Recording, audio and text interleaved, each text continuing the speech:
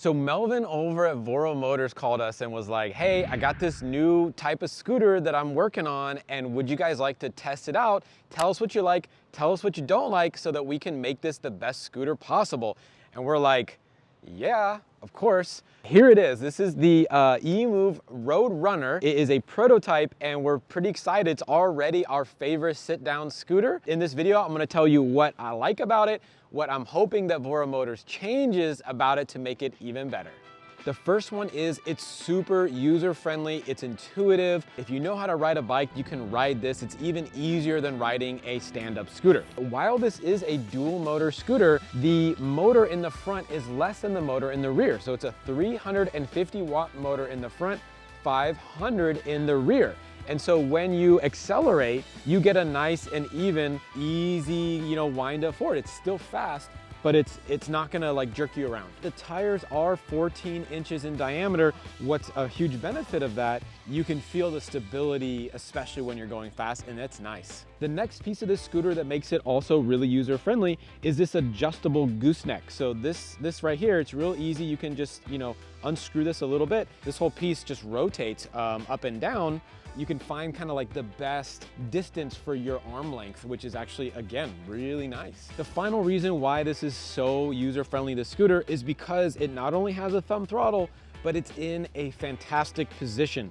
So as you can see right now, my arm and my hand are going in basically a straight line. You can actually push it and keep your whole hand on the handlebar really nice. Also, while you're hitting the gas, if you're going to an intersection, you can actually cover the brake as well. And there's very few scooters where you can actually hit the gas and cover the brake, but also if there's an emergency, you're not having to switch back and forth. The position is excellent, and ergonomically, it's fantastic. It's something that I could put my wife on, I could put my mom on this scooter, and unlike some other scooters where they always say, oh, this is too jerky, this is not jerky at all. Next part of the RoadRunner that I really love is the fact that it has this giant removable battery. There's a couple times when I would really actually get a lot of usage out of this removable battery. One of them, say I live in an apartment building and I don't want to take this scooter all the way upstairs with me, because I don't have an elevator or whatever.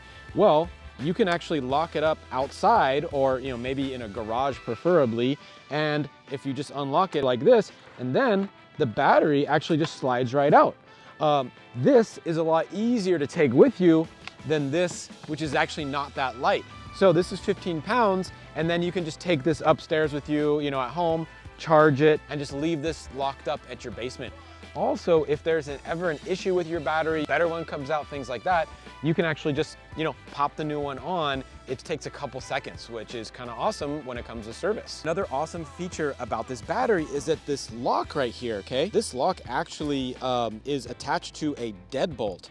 And so if you unlock this thing, and take it out, check this out. So this is the deadbolt, and you can see right here, close up. Look at this thing. This is like pretty heavy duty piece of metal, and it also goes into a heavy duty piece of metal right here. And the final thing that I love about the battery is the most obvious, and that is that you can double your range if you have a second battery. You can actually just swap this one off and put a new one on, and you double your range. Not bad.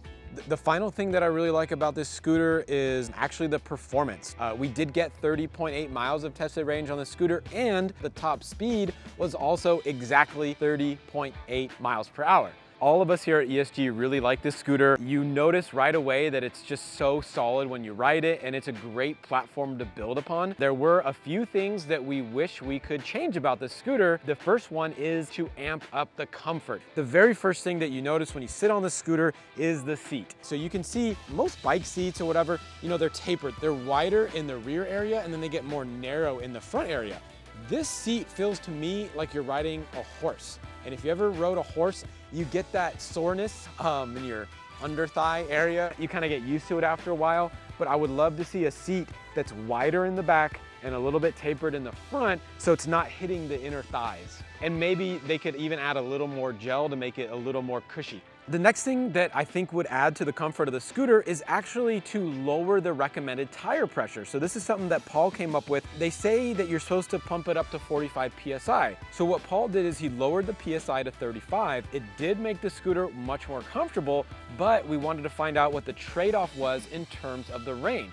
So he did a second range test and got 1.9 miles less range than the first one. So we think that's a really good trade-off for the increased comfort. The next thing that we would want changed is the dual kind of front spring suspension right here. It does kind of bottom out, so we would like to increase the spring rate so it doesn't bottom out on the large bumps. That would actually make this a little bit better. The final way that we could increase comfort is by increasing the height of this gooseneck. So if you look at my riding position, I'm kind of like this. I actually would prefer to be just a little bit higher. I would recommend the ability to raise this bar up about 3 or 4 inches, which would be the ultimate perfect riding position for me while keeping this kind of gooseneck hinge right here. The second major thing that could be improved is the water protection. And if you look at this rear fender, the spray from the back looks really good. However, the water is gonna come spraying out the front right into where the pickups are for the battery, and your legs are coming in right here, and there's probably a pretty high potential that you're gonna spray the back of your pant leg as well. So we'd recommend actually extending that rear fender out all the way, so that it's pointed downward, so it's missing the battery and your legs. The other part of the water protection that we'd recommend is actually in the battery itself. It does have a nice cover to it. However, there's no sealing, there's no like O-ring or silicone or anything like that that kind of protects this area. It would be nice if there was a little bit more sealing done on the battery terminals. And the third way that I would improve this scooter is actually by just increasing the brightness on the display and on the front headlight. It's not a bad display, right? You can totally see it. However, when you're riding and it's bright, on the range test, about 25% of the time, the sun is in a certain position where this becomes a little bit hard to see in the daytime. Not a huge deal, but it would be nice. The other thing that would be awesome to change on this scooter is the front headlight. The front headlight is currently a 280 lumen headlight, which is okay if you're going 10 miles an hour, maybe up to 15, but it's just not that bright. I would recommend getting a headlight that is like minimum 750, but recommended like 1,000 lumens so that you really get to see what's in front of you. The Roadrunner has the potential to be one of the best scooters of 2021 and is already our favorite seated scooter. With the changes that we've outlined, I'm really excited to see what Voro Motors comes up with and what the final version of this scooter is. This is Chuck with Electric Scooter Guide. Ride safe and don't forget to wear your helmet.